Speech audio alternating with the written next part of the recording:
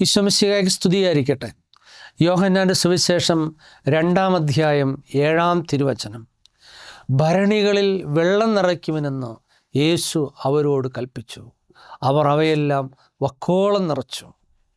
പ്രിയപ്പെട്ടവരെ, ദൈവം നമുക്ക് തരുന്ന കൽപ്പനകൾ, ദൈവത്തിൻ്റെ വചനങ്ങൾ, അത് പൂർണ്ണതയിൽ അനുസരിക്കാനുള്ള കൃപ, അത് ആത്മീയവിധത്തിൻ്റെ വലിയൊരു കൃപയാണ്.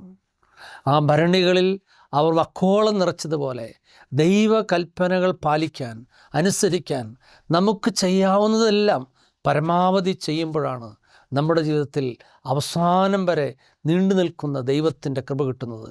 കാനായിലെ വിവാഹ വിരുന്നിൽ അവസാനം വരെ മേൽത്തരം വീഞ്ഞു വിളമ്പാൻ കാരണം അവർ ഭരണികളിൽ വെള്ളം ഈശോയുടെ വാക്കനുസരിച്ച് വക്കോളം നിറച്ചതുകൊണ്ടാണ്.